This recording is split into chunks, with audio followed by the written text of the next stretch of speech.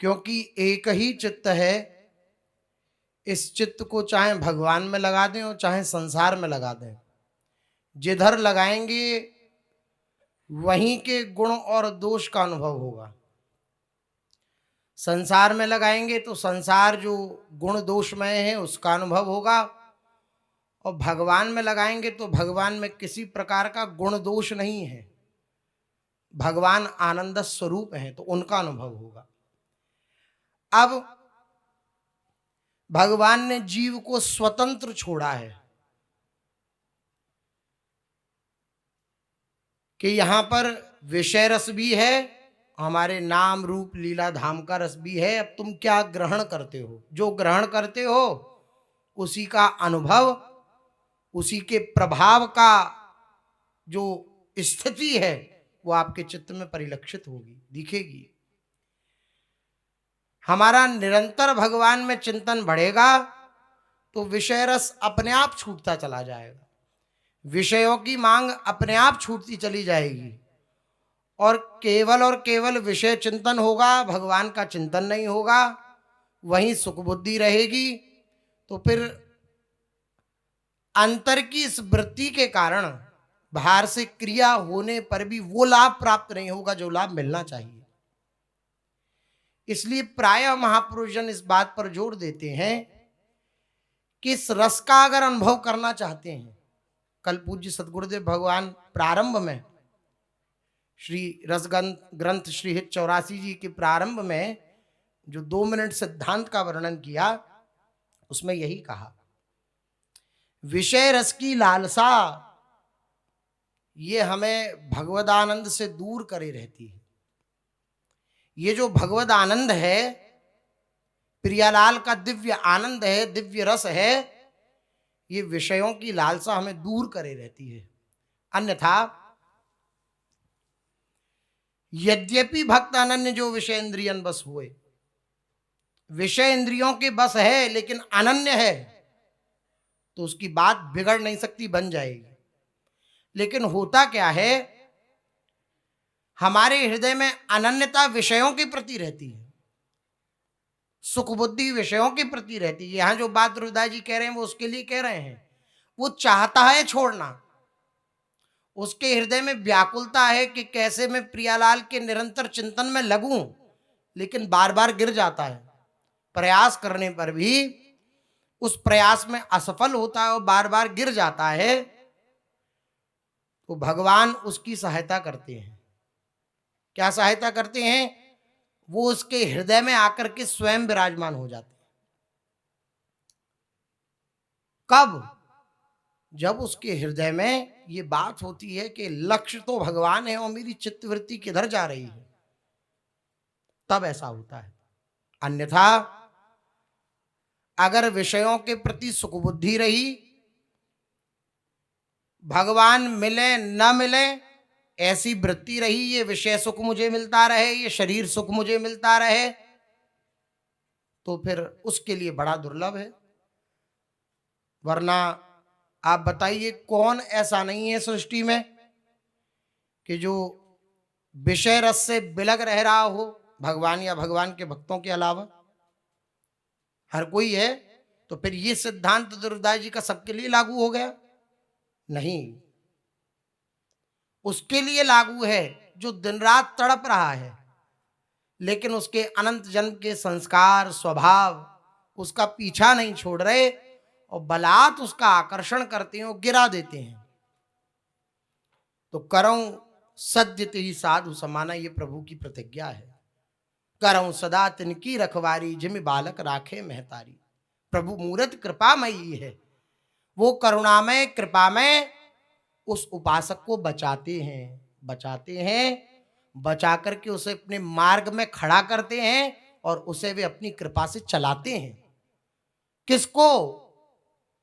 जो व्याकुल है अपनी स्थिति को देख करके। देखो, प्रियालाल की मुझे प्राप्ति करनी है, उनकी प्राप्ति के मार्ग में आया हूं और मन मुझे कहां कहां फंसा दे रहा है, कहीं भी फंसा देता है। मन की ऐसी वृत्ति है, कहीं भी फंसा देता है, जहां न कुछ लेना न देना वहां भी फंसा देता है, उसका भी चिंतन करा देता है, उसको भी इतनी गाढ़ता के साथ हृदय में प्रतिष्ठित कर देता है कि भगवान का चिंतन छूट जाता है।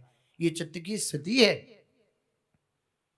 यहां जो व्याकुल है भगवान उसकी रक्षा करते हैं, भगवान उसकी प्रतिक्षण, उसके मार्ग में वृद्धि करते हैं। लेकिन हम विषय रस की ही आकांक्षा रखें, भगवत रस की आकांक्षा को छोड़ दें और केवल भगवान के द्वारा भी हमें विषय भोग ही प्राप्त हो, तो फिर भगवान के रस का अनुभव नहीं होगा। एक दिन की बात है, पूज्य सतगुरुदेव भगवान कह रहे थे प्रातः काल में ही, इष्ट गुरु से विषय रस की आकांक्षा मत करो। अगर विषय रस की आकांक्षा करोगे तो फिर भगवत प्राप्ति कठिन हो जाएगी, दुर्लभ हो जाएगी, नहीं होगी। हो सकता है वो आपकी व्याकुलता को देख करके उसकी पूर्ति कर दें, लेकिन भगवत प्राप्ति नहीं होगी, भगवत प्राप्ति कठिन हो जाएगी। इष्ट गुरु से मांगे तो ये मांगे कि हमारा चिंतन प्रियालाल में लगे। मन की स्थिति ऐसी है कि मन को जब जो वस्तु चाहिए होती है उस वस्तु के प्रति ऐसी आसक्ति कर लेता है, फिर उसे भगवान भी अच्छे नहीं लगते, बिल्कुल अच्छे नहीं लगते। उसे वो व्यक्ति चाहिए, वो वस्तु चाहिए। वो ये भूल जाता है मैं किस मार्ग का पथिक हूं, क्या करने आया हूं, किसके लिए मैंने अपना जीवन समर्पित किया है और क्या मैं कर रहा हूं। ऐसा व्यक्ति कभी भगवत प्राप्ति नहीं कर सकता, जो भूल जाता है। हां, बलात् आकर्षण है, बलात् माया रौन डाल रही है और वो पुकार रहा है, तो फिर भगवान तो सर्व सामर्थ्यशाली हैं ही, वो उसकी उस क्षण भी रक्षा कर रहे थे, कर रहे हैं और करते रहेंगे। लेकिन हम भगवान की तरफ पीठ दिए रहें, संसार की तरफ ही अपना मुख रखें, उसी के सन्मुख रहें, हम ये भी चाहें कि ऐसा कोई चमत्कार हो कि भगवान की प्राप्ति हो जाए, तो ऐसा तो नहीं है। इसलिए जलना पड़ता है, रोना पड़ता है, तड़पना पड़ता है, व्याकुल होना पड़ता है प्रभु की प्राप्ति के लिए। अमृत है प्रभु का नाम, अमृत है प्रभु का धाम। अमृत का अर्थ क्या है? आनंद प्रदान करने वाला, अमर कर देने वाला। और वो हमें अनुभव क्या करा रहा है? आप देखिए, नाम का जब हम रटन करते हैं तो वो नाम हमें अमृत सरीखा लगता है या विष सरीखा लगता है? अगर हम अपनी अपनी जांच करें तो ये पाएंगे कि विष सरीखा लगता है। कब? कितनी जल्दी। इतना मीठा नाम और वो हमें कड़वा लगता है। मीठा लगे तो नहीं लेते रहे दिन रात, लेकिन फिर भी छूट जाता है। फिर भी एक नियमावली करने के बाद हम फिर कहते हैं अब कल करेंगे, आज की नियमावली तो हो गई। क्या कारण है? अभी मिठास का अनुभव नहीं हुआ, अमृतत्व का अनुभव नहीं हुआ। नाम में, रूप में, लीला में, धाम में, कथा में, उनके गुणों में अभी अमृत का अनुभव नहीं हुआ।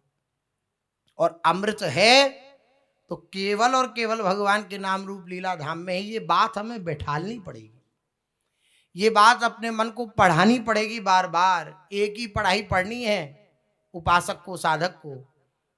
अपने मन को पढ़ाना है, जहां वो भागे उसकी असारता का दर्शन कराना है कि देखो तुम किसी व्यक्ति के पीछे भाग रहे हो, ये मरण धर्मा है। कब कौन सी बीमारी इसके शरीर में हो जाए, कब कौन सा रोग इसे ग्रसित कर ले, कब कौन सी आपदा आ जाए और इसके शरीर को खत्म कर दे, तुम इसका आश्रय ले रहे हो। देखो इसका कोई भरोसा नहीं है। तब फिर क्या करोगे? तब भी तो भगवान का आश्रय लेना पड़ेगा। तो तब लो, तो अब क्यों नहीं? जब अंत ही तो ही तजेंगे पामर, तो तू न तजे अबही थे। फिर मन पछतई है अवसर बीते। फिर पछताना पड़ेगा। जब अवसर निकल जाएगा हाथ से तो केवल पछतावा हाथ लगेगा और कुछ नहीं लगेगा। जो पहले से तैयार न थे, पछता पछता कर चले गए। जिनकी तैयारी नहीं है, जो तैयार नहीं है, वो पछताते हैं। जीवन नष्ट हो जाता है। जो सौभाग्य प्राप्त हुआ था वो दुर्भाग्य में परिवर्तित हो जाता है, हमारी हृदय की कलुष वृत्ति के कारण, हमारी कमी के कारण। इसलिए बहुत सावधानी पूर्वक मन को समझाना पड़ेगा। किसी को नहीं समझाना है, किसी को समझाने में बड़ा रस आता है। जो खुद को समझा गया वो सुधर गया, और जो केवल सामने ही सुधार करने की चेष्टा करता रहा, उसके हृदय ग्रंथि की का कभी भेदन नहीं हो सकता, वो खुद कभी नहीं सुधर सकता। इसलिए भगवान से प्रार्थना करनी चाहिए। वे कृपालु हैं, वे दयालु हैं, उनसे बार बार प्रार्थना करनी चाहिए, आप प्यारे लगे। कहना चाहिए अपनी श्री जी से, लाडली जो आप हमें प्यारी लगो। आप तो प्यारी हो, आपका नाम ही प्यारी है। ये प्यारी जो आप मुझे प्यारी लगो। आप प्यारी नहीं लगोगी, कोई और प्यारा लगेगा, तो वो प्यारा हमें माया के चंगुल में फंसा देगा, हमारे जीवन को नष्ट कर देगा, हमारे सौभाग्य को दुर्भाग्य में परिवर्तित कर देगा। और आप प्यारी लगोगी तो जीवन में आनंद ही आनंद होगा, उत्साह ही उत्साह होगा, खुशी ही खुशी होगी। इसलिए बार बार प्रार्थना जरूर करते रहें प्रभु से, और मन से वार्ता करते रहें। देखो, जिसको तुम अपना मानते हो, शास्त्रों में क्यों शरीर संसार के प्रति अनासक्ति का भाव उदय करने के लिए उसके विरोध की बात कही गई। देखो, शरीर तुम्हारा ऐसा है, हड्डी मांस मज्जा से ये बना हुआ है, ऐसी घृणास्पद वस्तुओं से ये बना हुआ है। क्यों ये घृणित बातें भी शास्त्रों में कही गई शरीर संसार के प्रति, ताकि हमारी अनासक्ति हो जाए। और वो सत्य बात है, वो झूठ बात नहीं है। उन बातों को मन को पढ़ाना, हम किसी शास्त्र को, किसी वचन को, गुरुजनों के वचनों को अगर श्रवण कर रहे हैं या अध्ययन कर रहे हैं, पढ़ रहे हैं, तो हमें ये मानना है कि हम अपने मन को पढ़ा रहे हैं। देख मन, देख क्या लिखा है, देख मन, यहाँ पर नाम को अमृत कह रहे हैं, तू किसको अमृत समझता है? देख, नाम में अमृतत्व विराजमान है, वो तुझे सुखी कर देगा, आनंदित कर देगा। अरे साधारण अमृत जो लोक में प्राप्त होने, समुद्र मंथन से प्रकट हुआ, उस अमृत को प्राप्त करके तो दुखी हैं, देवता भी दुखी हैं, वरना क्यों आते सुखदेव जी के पास? उस कलश को लेकर अमृत के क्यों आते सुखदेव जी के पास आके, आप हमें कथामृत सुनाइए और इस अमृत कलश को परीक्षित को दे दीजिए। तब सुखदेव जी ने हंसी कर दी उसकी, देवताओं की, कि क्या ये सुधा और क्या कथामृत, क्या तुम्हारा अमृत और क्या कथामृत? सुधा लोके क्व कांचः क्व मणिर्महान, कहां ये कांच और कहां ये मणि के समान कथामृत, कैसे मैं दे सकता हूं? हंसी करके भगा दिया देवताओं को। तो एक लोक के अमृत को प्राप्त करके तो दुखी हैं, सच्चा अमृत संतों के पास है, सच्चा अमृत भक्तों के पास है। उस अमृत का रसास्वादन करके भक्तजन निरंतर आनंदित रहते हैं, निर्भय रहते हैं, निश्चिंत रहते हैं, निशोक रहते हैं। इस अमृत को प्राप्त करने के बाद, इसी बात को दरिया साहब कह रहे हैं, अमृतनी का कहे सब कोई, पिए बिना मर न होई। कोई कहे अमृत बसे पाताल, कोई कोई कहता है अमृत का वास जो है वो पाताल में है। तो जब अमृत का वास पाताल में है तो नरक अंत नित ग्रासे काल, जब सृष्टि का विलय होता है तो काल सबको ग्रसित कर लेता है, चाहे ऊपर के लोग हों चाहे नीचे के लोग हों, 7 ऊपर के लोग 7 नीचे के लोग, सबको काल भगवान अपना ग्रास बना लेते हैं, अपना भोजन बना लेते हैं काल भगवान सबको। तो अगर अमृत बसा हुआ है पाताल में तो सब अमर क्यों नहीं हो गए? नरक में व्यक्ति क्यों कष्ट पा रहा है जब पाताल में अमृत है? तो नरक अंतनित ग्रासे काल, काल से ग्रसित प्राणी तो वहां निवास कर रहे हैं, क्यों उनको निर्भय निश्चिंत निशोक नहीं कर दे रहा वे अमृत? कोई कहे अमृत समुंदर माई, बड़वा अग्नि क्यों सोखत ताई। कोई कहे अमृत शशि में बास, घटे बढ़े क्यों होई है नास।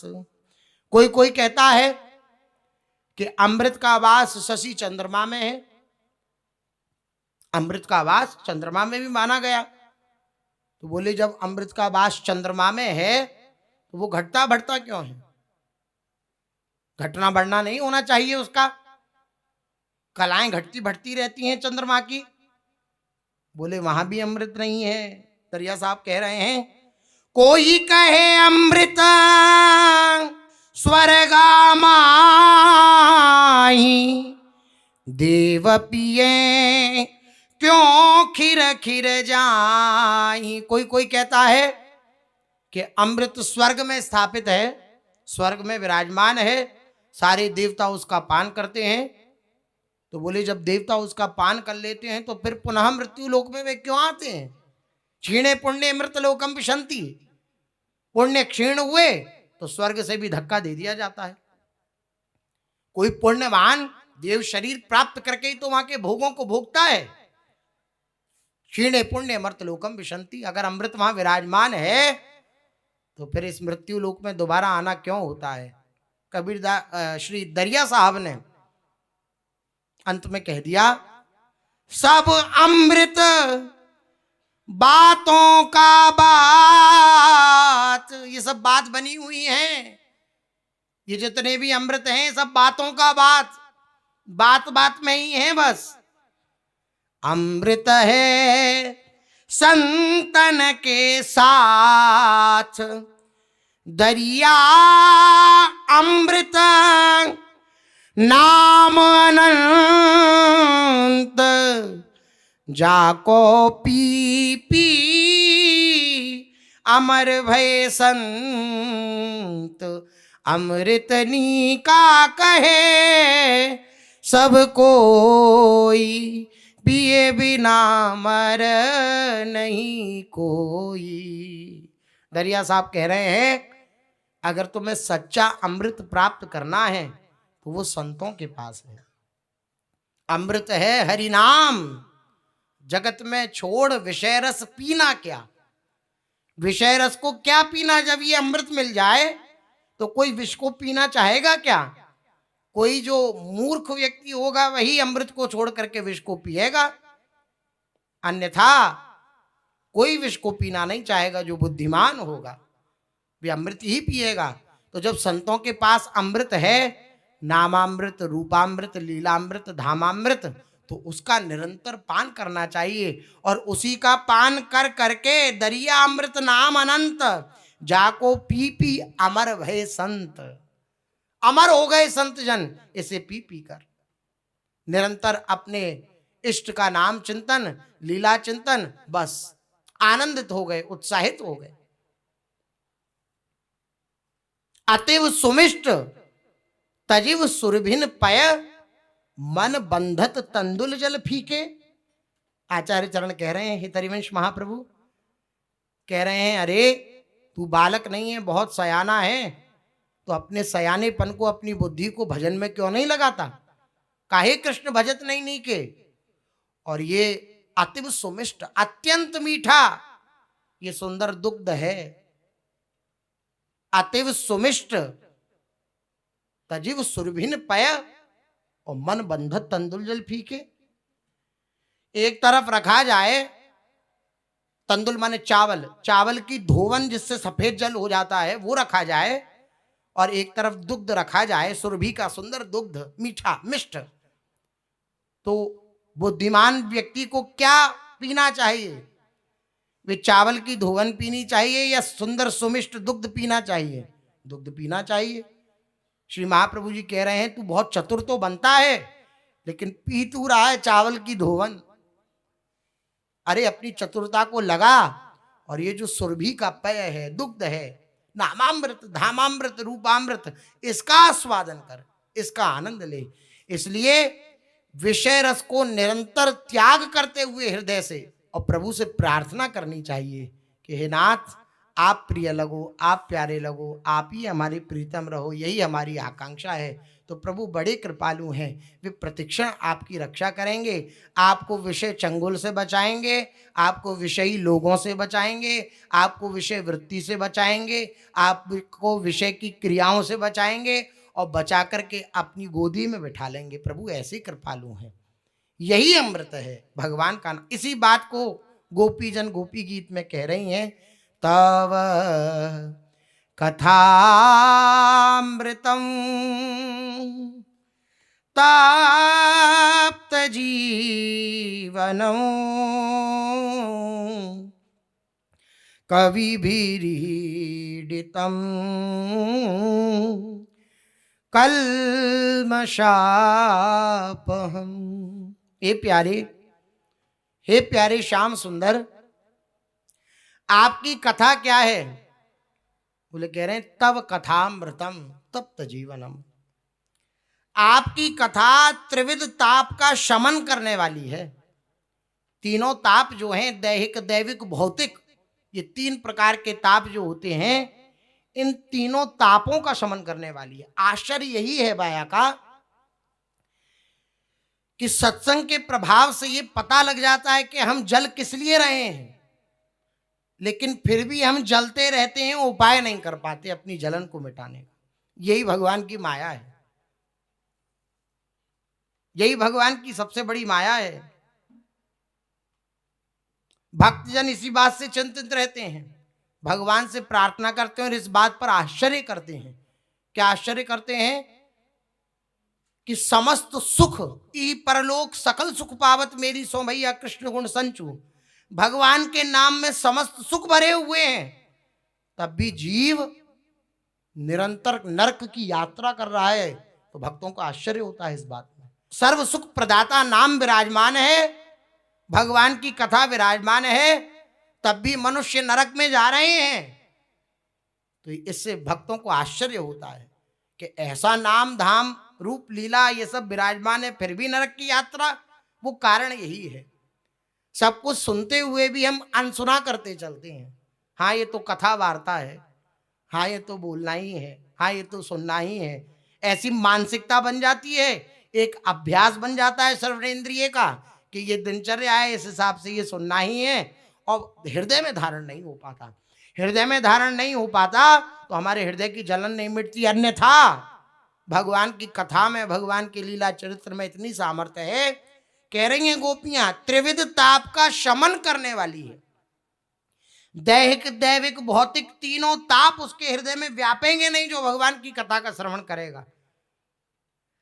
तप्तान जीवयति तप्त जीवनम। आपकी कथा संसार ताप से संतृष्ट प्राणी को जीवन देती है, जीवन प्रदान करती है आपकी कथा। संसार में दो प्रकार के अमृत हैं, एक समुद्र मंथन से प्राप्त हुआ और दूसरा आपका कथामृत।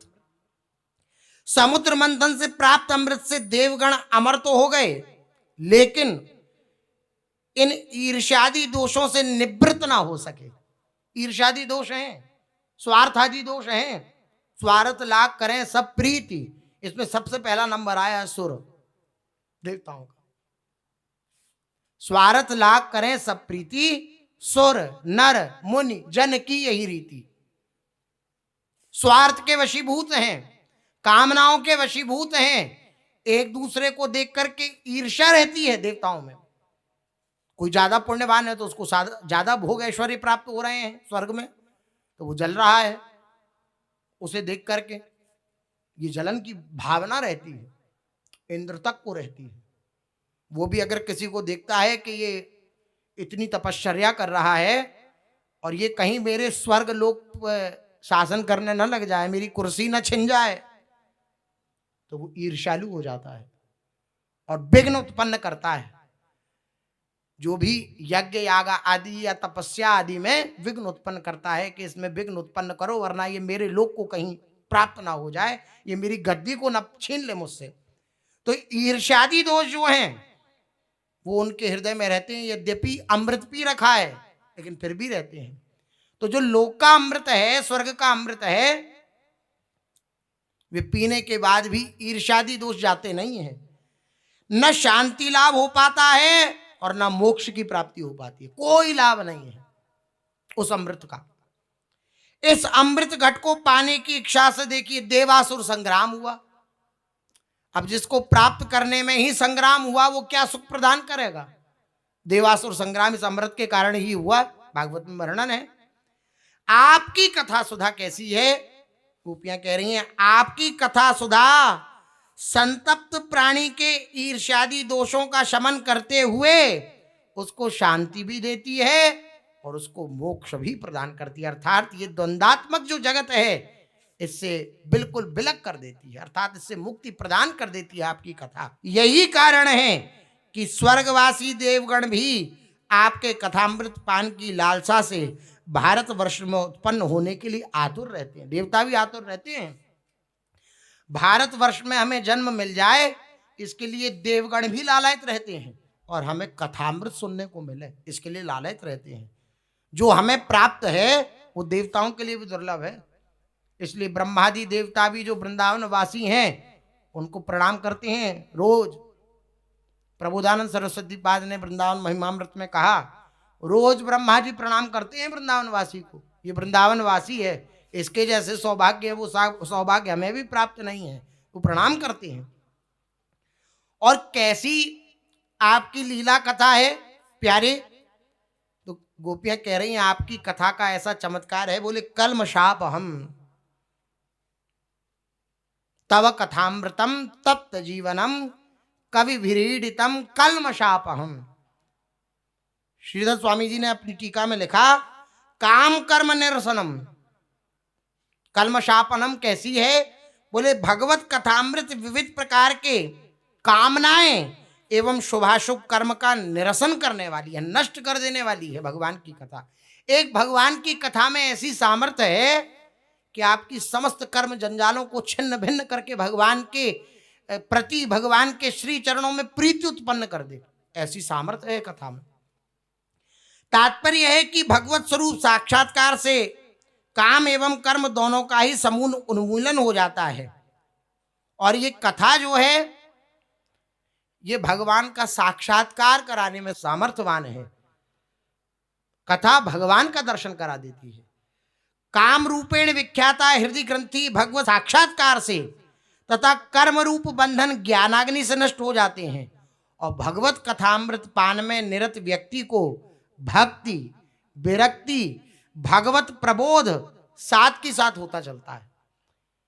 जो भगवान की कथा का श्रवण करता है उसके हृदय में भक्ति का निरंतर वर्धन होता रहता है, विरक्ति का निरंतर वर्धन होता रहता है, वैराग्य बढ़ता है।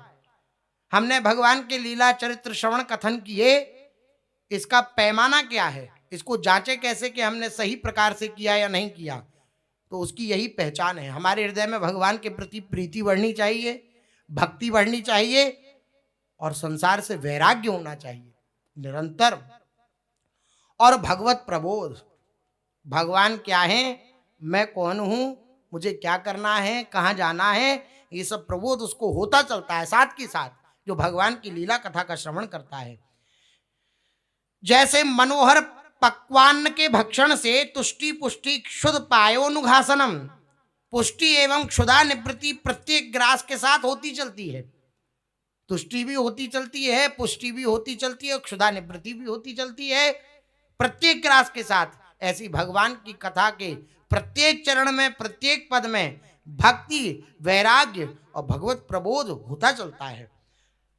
कल्मषापहम का अर्थ करते हैं श्री सनातन गोस्वामी जी। वे कहते हैं जो व्यक्ति भगवत कथामृत पान करने में निरत है उसके लिए संसार एवं संसार के मूलभूत कारण ये शुभाशुभ कर्म ही बाधित हो जाते हैं।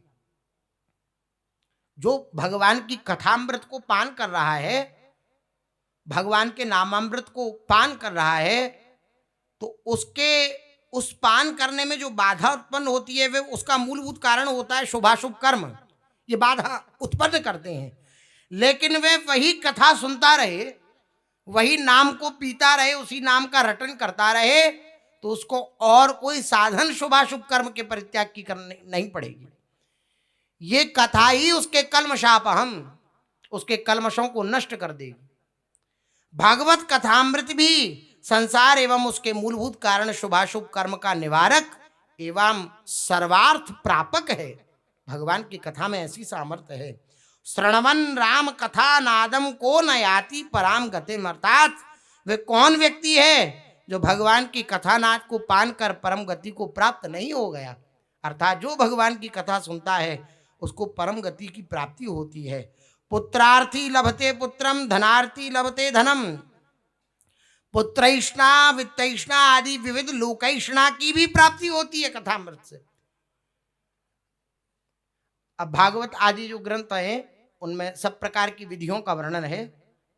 अब कोई किसी वस्तु की आकांक्षा से अगर पाठ करता है, कथा सुनता है या कथा करता है, कराता है, तो उसको उस वस्तु की भी प्राप्ति हो सकती है, लेकिन सांगोपांग विधि विधान होना चाहिए। जो विधि लिखी गई है उसके अनुसार होनी चाहिए। स्वयं सुखदेव जी ने भागवत के जो अंत में वर्णन है महात्मा, उसमें वर्णन किया कि जो कथा को विविध प्रकार की कामनाओं के लिए कहते सुनते हैं, भगवान के लीला चरित्रों को विविध प्रकार की कामनाओं की पूर्ति के लिए कहते सुनते हैं, वह धोखे में पड़ गए। वहां कहा वे धोखे में पड़ गए कि जिस कथा के प्रभाव से, जिस लीला चरित्र के श्रवण के प्रभाव से भगवान की प्राप्ति हो सकती थी जो अत्यंत दुर्लभ है, उससे हमने विषय भोगों की लालसा कर ली, तो वो धोखे में रह गए। अन्यथा अगर कोई किसी प्रकार का लोकेशना की भी प्राप्ति करना चाहता है तो वह भी प्राप्ति ये करा सकती है कथा। और कह रहे हैं श्रीमदाततम भगवत कथा श्रीमत, श्रीयुक्त एवं सुशांत है ये। गोपियां कह रही हैं आपकी कथा कैसी है? श्रीमदाततम, श्रीयुक्त एवं सुशांत है। जो स्वर्ग आदि के अमृत हैं, देव सुधा है, वे मादक है। देव सुधा का पान कर लोग मत्त हो जाते हैं। मत्त होने का अर्थ क्या होता है? क्या कर्तव्य है, क्या अकर्तव्य है, इसका ज्ञान नहीं रह जाता। लेकिन ये कथा अमृत कैसा है, ये सुधा कैसी है? बोले इस सुधा को पीने के बाद मादकता तो आती है, लेकिन ऐसी मादकता नहीं आती कि किंग कर्तव्य विमूढ़ हो जाए उपासक। नहीं, प्रत्येक चरण में, प्रत्येक पद में ये ज्ञान रहता है कि हमें क्या करना चाहिए, क्या नहीं करना चाहिए। और स्वर्गादिक के अमृत सुधा वो कर्तव्य अकर्तव्य का भेद नहीं, इसलिए इंद्र जैसे भी देव सुधा से मदांध हो अनर्थ के भागीदार हुए भगवत कथामृत व्यक्ति को भी सांत्वना एवं शांति प्रदान करते हैं। ऐसी दिव्य महिमा है। और कह रहे हैं जो इसका श्रवण करता है तो श्रवण मंगलम, भगवत कथामृत श्रवण मात्र से ही मंगलकारी है। जो इसका श्रवण करता है उसका मंगल होता है। और सब साधनाओं में तो अनुष्ठान करना पड़ेगा, लेकिन भगवत कथा में कोई अनुष्ठान नहीं करना। भगवत कथा में तो बस सुनना है, श्रवण करना है, आनंदित होकर के। आनंद प्रदान करने वाले प्रत्येक क्षण, प्रत्येक मिनट रहता है भगवत कथा में, इसलिए वो बड़ा आनंद प्रदान करने वाली है, श्रवण करने वालों के प्रति मंगल करने वाली है। आपकी लीला कथा जीवों के लिए अमृत के समान है। और यदि कोई इन लीलाओं का श्रवण करे तो कह रहे हैं आप स्वयं हरि कथा के रूप में उसके हृदय में प्रवेश कर जाते हैं। कितनी बड़ी बात है। हम कथा का श्रवण कर रहे हैं तो भगवान हमारे हृदय में प्रवेश कर रहे हैं। ये भगवान की वांगमयी मूर्ति है। जैसे अनेक प्रकार के भगवान के श्री विग्रह होते हैं, अनेक प्रकार की धातुएं आदि से, तो इसी प्रकार ये जो मूर्ति है भगवान की, ये जो विग्रह है भगवान का, ये वांगमय विग्रह है भगवान का, शब्दमयी प्रतिमा है भगवान की। ये शब्द जब कर्ण रंध्रों से जाते हैं तो ये हृदय में प्रवेश कर जाते हैं। कथा हृदय में प्रवेश कर गई, इसका अर्थ क्या हुआ? भगवान हृदय में प्रवेश कर गए। श्रृणवताम स्वकथाम कृष्ण पुण्य श्रवण की कीर्तनः हृद्यन्तस्थो ह्यभद्राणि विधुनोति सुहृत् सताम। जो भगवान की लीलाओं को एकाग्र होकर श्रवण करते हैं, शब्द क्या कहा गया, एकाग्र होकर श्रवण करते हैं, श्री कृष्ण उनके कर्णों और हृदय में स्वयं प्रवेश कर जाते हैं, स्वयं प्रवेश कर जाते हैं प्रभु। तब वे एक प्रिय और अंतरंग मित्र की भांति उस उपासक के हृदय से काम। अब आप कहेंगे कि जब हृदय में प्रवेश कर जाते तो क्या लाभ मिलेगा, भगवान हृदय में प्रवेश कर जाए तो? भाई, एक लौकिक व्यक्ति की जो मानसिकता होती है वो लाभ को देखती है, ये हम कर तो लेंगे लेकिन इसका लाभ क्या होगा ये बताओ। तो श्रीमद् भागवत में कह रहे हैं कि जब भगवान हृदय में प्रवेश कर जाते हैं कथा के माध्यम से, तो भगवान फिर उस उपासक के मित्र बन जाते हैं, अंतरंग मित्र, और फिर उसके हृदय की, उस उपासक के हृदय की सफाई करते हैं।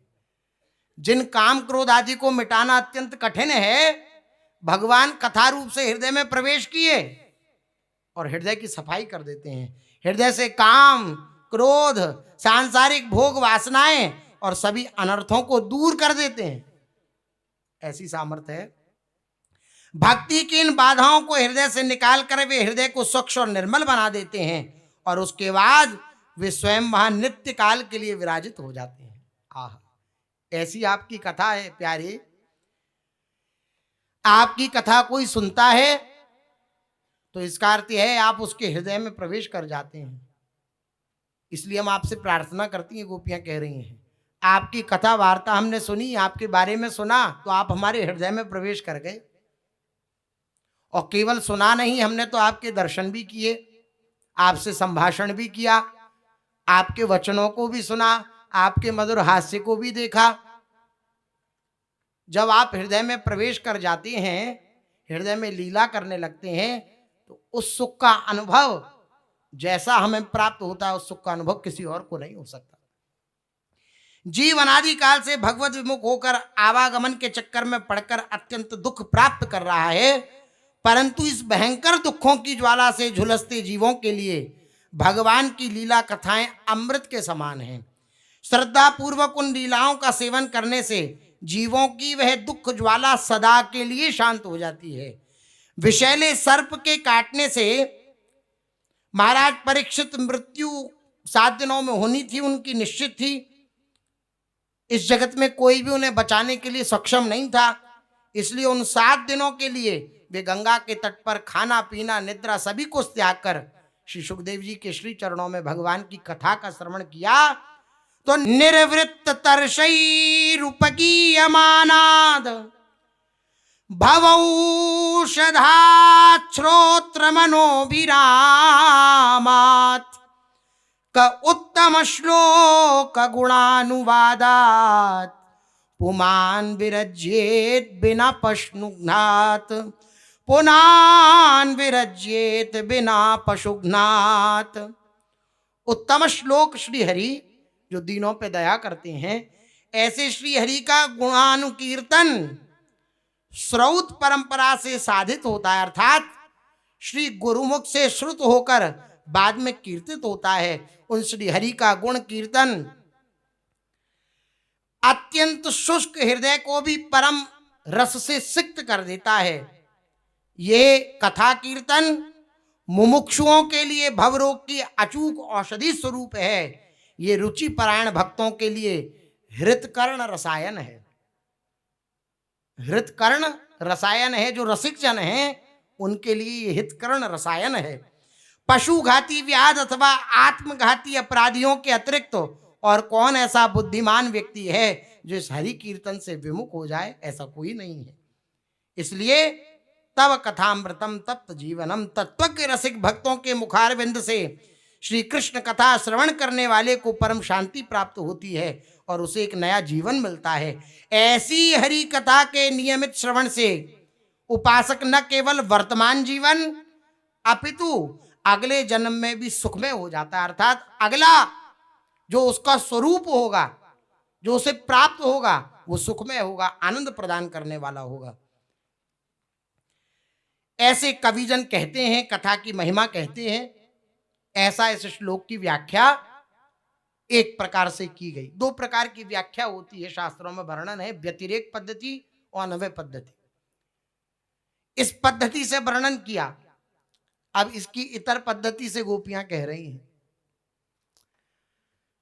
इस बात को अन्यथा नहीं लेना चाहिए, इसमें भी मानो वह कटाक्ष करती हुई भी भगवान की लीला कथा की महिमा का ही वर्णन कर रही हैं। ये वो स्थिति है गोपियों की जिस स्थिति का वर्णन मीरा जी करती हैं। जो मैं ऐसा जानती, प्रीत किए दुख होए, तो नगर ढिंडोरा पीटती अजी प्रीत न करियो कोई। ये वो स्थिति का वर्णन है। जैसे ग्वारिया बाबा, अब एक समय ऐसी स्थिति उनकी आ गई, सब जिसके हाथ में माला देखते हुए, इसका भजन मत करो, ये नहीं मिलता है, ये बिल्कुल किसी भजन से नहीं मिलता, छोड़ दो, इसका नाम मत लेना, इसको ये नहीं मिलता है, ये धोखा देता है। इस प्रकार से ग्वारिया बाबा की स्थिति हो गई। और निरंतर चिंतन तो लोग समझ जाते थे, क्योंकि देखते थे सिद्ध महात्मा हैं, कब कौन सी भावना में भावित हैं। रुष्ट हो गए, नाराज हो गए, आज से तेरा भजन नहीं करेंगे, आज से तेरा नाम नहीं लेंगे, आज से तेरी माला नहीं करेंगे, आज से तेरी याद नहीं करेंगे। वो याद किसकी हो रही है? उन्हीं की हो रही है। यही स्थिति है। तो कोई केवल वचनावली का श्रवण करके ऐसा ना समझ ले कि गोपियां ये क्या सत्य कह रही हैं, क्या कह तो सत्य ही रही हैं। देखिए, श्रवण करिए। अब एक इसका अर्थ यह भी है इस श्लोक का, तव कथामृतम, तुम्हारे वियोग में तुम्हारी कथा अमृत नहीं, मृतम विष है। आपके वियोग में आपकी कथा हमें विष के समान लग रही है। इसका कारण है कि वियोग में तुम्हारी लीला कथाओं के श्रवण से विरहाग्नि और भी अधिक तीव्र उठती है, तथा हम उसकी ज्वाला से छटपटा जाती हैं, छटपट करने लगती हैं। तप्त जीवनम, अन्य गोपियां कहती हैं कि ये सखी जो कह रही है ना कि छटपटा जाती हैं, ये बिल्कुल सही कह रही है, मैं इसका प्रमाण हूं। गोपी बोली, तप्त जीवनम, जीवन को तप्त बना देती है आपकी कथा, तपा देती है। इन्होंने पहले हमारा आकर्षण किया और हम हमें छोड़ के चले गए, अब हम छटपटा रही हैं, हमें कोई देखने वाला नहीं है। इन्होंने हमें रास्ते का भिखारी बना दिया, हमारे पास आश्रय लेने का कोई भी अब स्थान नहीं रहा, और अब तो हमारे प्राण भी छूटने वाले हैं। यदि कोई अपने परिवार के साथ प्रसन्न रहना चाहता है तो उसे कदापि ये ताप प्रदान करने वाली, तप्त जीवनम, ये ताप प्रदान करने वाली श्री कृष्ण की लीला कथाओं का श्रवण नहीं करना चाहिए। अरे भैया, इन वचनों को श्रवण करके गोपियों की हृदय दशा को जानना चाहिए। इस विराग्नि को प्राप्त करने के लिए बड़े बड़े यति, अमलात्मा, विमलात्मा भी लालायित रहते हैं कि ये जो विराग्नि है ये हमें प्राप्त हो जाए, हम भी तड़पे श्री कृष्ण के लिए, हम भी ऐसी प्रीति करें श्री कृष्ण से। गोपियां कह रही हैं, अगर अपना परिवार प्यारा है, चैन से जीना चाहते हो तो कथा मत सुनना, इनके लीला चरित्रों को मत सुनना। कवि भिरीडितम, बोले कविजन आपकी कथा की महिमा का गायन करते हैं। तो गोपियां हम नाराज, वो कह रही हैं कवि तो एक कागज के घोड़े की भी प्रशंसा कर देते हैं, कवियों की क्या है। कवियों को अगर लिखने को कहा जाए कि कागज का घोड़ा है तो वो उसकी भी प्रशंसा कर देते हैं, ये घोड़ा बहुत शक्तिशाली है, ये वायु और मन की गति से भी तेज दौड़ता है। परंतु कवियों के ऐसे शब्दों का कोई मूल्य थोड़ी होता है। इसी प्रकार ऐसे ही कवियों ने कहा है कि हरि कथा श्रवण करने से तुम्हारा सब प्रकार से कल्याण होगा। बार बार इसलिए कह रहे हैं, भ्रम में मत रहिएगा, गोपियों की ये पद्धति है, एक कटाक्ष है प्रभु के प्रति। वरना ये क्यों कहती कि अब हम छोड़ नहीं सकते उनकी कथा श्रवण करना या कहना, नहीं छोड़ सकते। एक बार जिनको श्री ठाकुर जी ने पकड़ लिया, उन्हें ठाकुर जी कभी नहीं छोड़ते, और जो ठाकुर जी की पकड़ में आ गए वो ठाकुर जी से अपने आप को कभी छुड़ा नहीं सकते, ऐसी पकड़ है इनकी। अरे ये सत्य नहीं है, श्री कृष्ण ने हमें छला है और उनकी कथाओं ने भी हमें छला है। अब हमें इन कथाओं से कोई भी प्रयोजन नहीं है और हम कृष्ण कथा का श्रवण करने में रुचि रखने वाले प्रत्येक व्यक्ति को सावधान करना चाहती हैं कि वे कदापि ऐसा ना करें, अन्यथा यदि कोई स्त्री इन कथाओं का श्रवण करेगी तो वह अपने पति संतान को भूल जाएगी। वह बिना घोंसले के एक पक्षी के समान हो जाएगी और स्वयं सदा विलाप करेगी और अपने बंधुओं को भी रुलाएगी।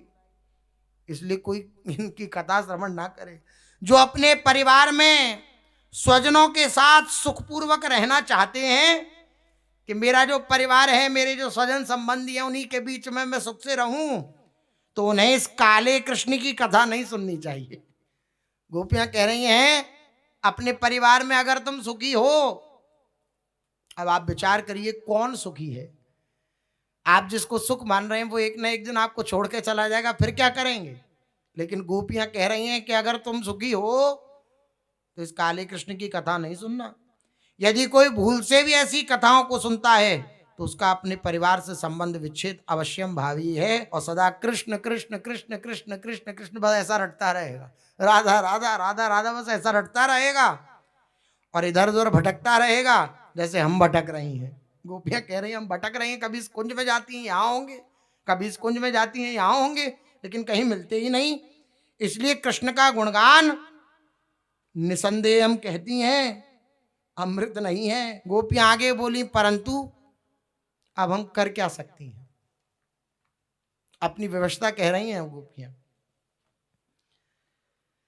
हम श्री कृष्ण की लीला कथाएं श्रवण करना, उन्हें स्मरण करना तो कदापि नहीं छोड़ सकती। यही जीवन का लाभ है। भगवान की स्मृति हम करना चाहते हैं, होती नहीं, और एक बार स्मृति का जागरण हो जाए तो फिर जीवन का लाभ प्राप्त हो गया। निरंतर प्रियालाल की स्मृति बनी हुई है, क्या सुख प्राप्त होगा। यही बात गोपियां कह रही हैं कि अब हम छोड़ नहीं सकती उनकी स्मृति। इस प्रकार कृष्ण प्रेम में विह्वल होकर गोपी चाहकर भी श्री कृष्ण के एक क्षण के लिए भी भुला नहीं पाती। एक ही भावना की अभिव्यक्ति दो प्रकार से की जा सकती है, एक अन्वय भाव अर्थात साक्षात रूप जो श्लोक कह रहा है, और दूसरी व्यतिरेक भाव विपरीत रूप उसका, परंतु उनका तात्पर्य एक ही समान होता है। जो तात्पर्य है वो एक। अब जो इस श्लोक की विपरीत भावना अर्थात व्यतिरेक पद्धति से जो वर्णन हुआ, व्यतिरेक भाव से जो वर्णन हुआ, उसका भी आप तात्पर्य देखें तो जीवन का लाभ सब शास्त्रों ने, सब पुराणों ने, सब संतों ने एक मत से यही कहा ना कि निरंतर भगवान की स्मृति हो, और वो स्मृति प्राप्त हो गई है तो भले ही व्यतिरेक पद्धति है, व्यतिरेक भाव है, लेकिन गोपियों का कहने का तात्पर्य यही है कि भगवान की लीला कथा श्रवण करोगे, भगवान के बारे में सुनोगे तो निरंतर चिंतन उनका बनने लगेगा।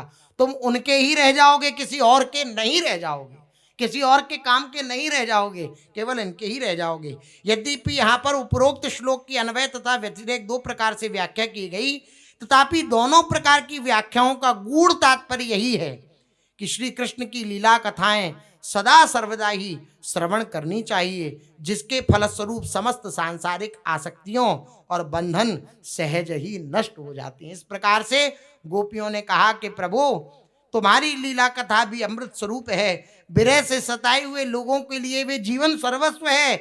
बड़े बड़े ज्ञानी महात्मा भक्त कवियों ने उसका गान किया है, वे सारे पाप ताप को मिटाती ही है, साथ ही श्रवण मात्र से मंगल प्रदान करने वाली है, परम कल्याण का दान करने वाली है। वे परम सुंदर है, परम मधुर है और बहुत विस्तृत भी है। जो आपकी उन लीला कथाओं का गान करते हैं वास्तव में भूलोक में वही सबसे बड़े दानी हैं। भूरिदा जना, वे ही सबसे बड़े दानी हैं जो भगवान के नाम रूप लीला धाम का वितरण इन सब का दान करते हैं। सामान्य जनों को भी वही सबसे बड़े इस भूमंडल पर दानी है। इस श्लोक में ऐसी बात गोपी जनों ने कही। शेष चर्चा आगे। श्री राधा वल्लभ लाल की।